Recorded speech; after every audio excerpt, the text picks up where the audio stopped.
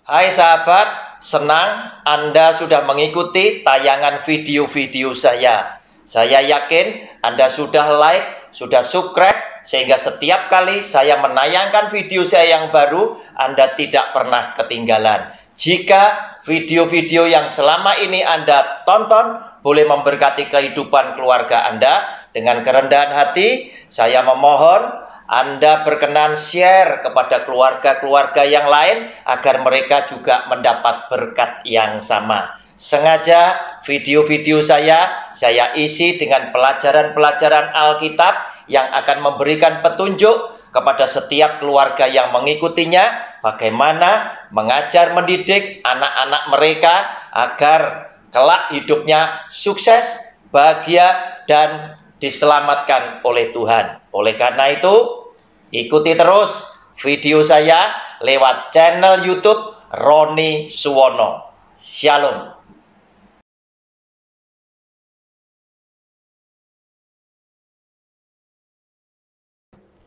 Hai sahabat, jumpa kembali dengan channel pribadi saya lewat program Sabar, Selidiki Alkitab bersama Roni Suwono. Bapak Ibu, kita memasuki video yang kedua dari pelajaran Alkitab berseri dengan judul besarnya Tidak Ada Protes Tentang Yesus Kristus. Zaman sekarang adalah zaman yang sangat terbuka. Umat sendiri bisa protes jika kitab sucinya itu dirasa banyak kejanggalan, banyak yang tidak masuk akal. Karena di zaman sekarang berbeda dengan zaman yang dulu. Sama seperti anak zaman sekarang berbeda dengan anak-anak zaman dahulu. Mungkin sama seperti ketika kita masih kanak-kanak, bagaimana sikap kita terhadap orang tua atau orang yang lebih tua, kita punya kecenderungan menerima apa saja yang dinasihatkan oleh orang tua kita. Namun di zaman sekarang, ketika kita belajar mengenai kebenaran firman Tuhan ini, ternyata anak-anak kita sendiri saat ini adalah anak-anak yang berani mengemukakan pendapat mereka untuk berkata, "Papa, saya tidak sependapat." Demikian pula dengan umat Kristiani, baik Katolik maupun Kristen, yang semakin hari semakin maju di dalam mengerti akan kebenaran firman Tuhan. Tentunya mereka pun juga berani memprotes jika mereka mendapati ada ayat-ayat tertentu yang janggal dan tidak masuk akal. Untuk mereka tanyakan, mereka diskusikan, dan mungkin jika kejanggalan ini terlalu, bisa saja mereka menjadi umat yang tidak percaya terhadap kitab sucinya sendiri. Namun, lewat judul besar yang hari ini kita pelajari bersama-sama, tidak ada protes tentang Yesus Kristus, sebab apa yang tertulis di dalam kitab suci tentang Yesus Kristus adalah fakta yang terjadi. Sehingga semakin kita pelajari, semakinlah orang yang mempelajari kitab suci ini semakin yakin bahwa kitab suci kita adalah kitab suci untuk seluruh umat manusia karena kebenarannya sudah teruji. Judul daripada video kita yang kedua hari ini, yaitu judul kecil yang akan kita renungkan adalah kuasa dan mukjizatnya. Bapak Ibu, siapkan alat tulisnya, siapkan juga Alkitabnya. Saya akan ajak lebih dulu melihat mukjizat Tuhan Yesus yang tidak bisa dibuat oleh nabi manapun juga, karena yang namanya nabi tetaplah hanya seorang manusia, tetapi manusia yang istimewa di hati Tuhan, karena nabi adalah orang yang Tuhan berkenan memakai hidup mereka untuk mendatangkan berkat bagi banyak orang. Tetapi nabi tetaplah seorang manusia yang punya keterbatasan. Saudara, berbeda dengan Yesus Kristus Tuhan. Yohanes pasal 9 ayat 31 dan sampai dengan 33, judul bacaannya adalah orang yang buta sejak lahirnya. Demikian bunyi firman Tuhan.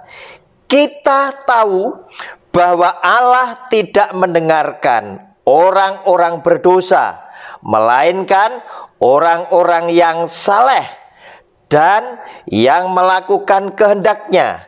Dari dahulu sampai sekarang tidak pernah terdengar bahwa ada orang yang memelekkan mata orang yang lahir buta. Jikalau orang itu tidak datang dari Allah, ia tidak dapat berbuat apa-apa. Saudara, ini adalah ungkapan dari seseorang yang ditanya oleh tokoh-tokoh agama, oleh ahli Taurat dan orang Farisi, gara-gara orang ini dikenal oleh masyarakat secara umum bahwa dia adalah orang yang dilahirkan sejak lahir itu buta. Tetapi Yesus yang penuh dengan kasih, yang penuh dengan kuasa, karena dia adalah anak Allah yang maha tinggi, didatangi oleh orang buta ini, dan orang buta ini memohon, Tuhan, kasihanilah aku. Dan Tuhan Yesus bertanya, apa yang kau mau? Jawab orang buta ini sederhana, aku ingin Tuhan bisa melihat, bisa melek mataku. Dan Yesus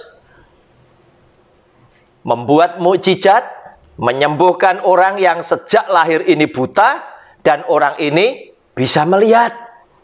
Maka gemparlah masyarakat sekota itu tadi, sehingga orang ini ditanya. Maka orang ini menceritakan perihal Yesus yang telah memelekkan matanya. Nah, saudara, lewat jawaban itu jelas kita bisa tahu bahwa yang luar biasa, ayat 32, dari dahulu sampai sekarang tidak pernah terdengar bahwa ada orang yang memelekkan mata orang yang lahir buta. Belum pernah ada. Yang pertama kali mengadakan atas nama Yesus yang adalah Kristus. Yesus yang disebut anak Allah yang maha tinggi. Jikalau orang itu tidak datang dari Allah, ia tidak dapat berbuat apa-apa. Sehingga pernyataan ini memberikan pengertian buat saudara dan saya dan masyarakat di sana, termasuk ahli Taurat, orang Farisi, dan tokoh-tokoh agama yang menanyai dia, bahwa Yesus dari Nazaret itu tadi adalah orang yang datang dari Allah. Sehingga dia bisa melakukan sesuatu yang ajaib yang manusia biasa tidak bisa lakukan. Nah, saudara, seperti video yang pertama, dari judul besar, tidak ada protes tentang Yesus Kristus. Setiap kali kejadian ajaib, Yesus yang adalah Tuhan selalu libatkan, bukan cuma satu saksi, tetapi dia libatkan begitu banyak saksi, agar supaya kejadian ini sah. Dia libatkan begitu banyak orang, dia libatkan begitu banyak saksi, agar supaya semua orang mengakui bahwa peristiwa itu pernah terjadi, bahwa semua ini adalah fakta yang terjadi. Demikian pula ketika dia mengubah air menjadi anggur di perkawinan yang ada di Kana. Dia bisa mengubah air menjadi anggur. Dia bisa mengubah keajaiban-keajaiban sesuai dengan kebutuhan orang yang mohon pertolongan kepada dia, sehingga mukjizatnya tetap diakui karena di situ melibatkan begitu banyak saksi mata yang menyaksikan bahwa peristiwa itu pernah terjadi. Nah, saudara, demikian pula ketika dia memberikan ceramahnya, dia memberikan khotbahnya, diikuti oleh begitu banyak orang. Tetapi Tuhan adalah Allah yang mengerti bahwa manusia tetap membutuhkan kebutuhan jasmaninya. Manusia butuh makan. Dan oleh karena belas kasihan, Tuhan ingin memberikan makan kepada mereka yang mengikuti dia. Kurang lebih Alkitab mencatat 5.000 laki-laki, belum termasuk perempuan dan anak-anak. Mereka harus makan. Dan apa yang terjadi? Di situ tidak ada yang bisa menyediakan makanan. Karena kas pelayanan dari para rasul pun juga tidak ada. Tidak cukup untuk memberikan makan kepada orang 5.000. Namun di tengah-tengah mereka yang hadir ada seorang anak kecil yang membawa 5 roti dan 2 ikan. Nah, dari itulah Tuhan membuat mukjizat sesuai dengan kebutuhan semua orang-orang yang hadir. Mereka menikmati roti dan ikan. Alkitab mencatat mereka sampai kenyang semuanya, dan sisa potongan roti dan ikan dikumpulkan, masih tersisa 12 bakul. Nah, saudara, mukjizat ini pun melibatkan puluhan ribu orang. Karena apa? Di situ cuma ditulis ada 5.000 laki-laki, belum termasuk perempuan dan anak-anak. Padahal jumlah orang yang datang beribadah antara laki-laki dan perempuan, biasanya perempuan jumlahnya lebih besar. Nah, sehingga jika kita menghitung secara cermat, mungkin jumlahnya bisa belasan ribu. Dan budaya Yahudi dalam penulisan Alkitab, biasanya perempuan itu tidak ditulis. Nah, sehingga kita bisa kira-kira jumlahnya bisa belasan ribu jika laki-laki ditambah dengan perempuan dan anak-anak. Saudara, dengan begitu banyak saksi yang dilibatkan oleh Yesus yang adalah Kristus, maka segala mukjizat yang dia buat dan tertulis di dalam kitab suci ini yang dipelajari oleh orang Kristen dan orang Katolik, maka orang Kristen dan orang Katolik pun tidak ada yang protes terhadap kitab suci yang kita yakini benar. Apalagi bercerita tentang jati diri Yesus Kristus Tuhan. Apa yang tertulis adalah fakta yang terjadi. Demikian pula ketika Lazarus dibangkitkan dari antara orang mati. Saudara, saya bacakan, yaitu pada Yohanes pasal yang ke-11. Saya bacakan ayat 39 sampai dengan 44.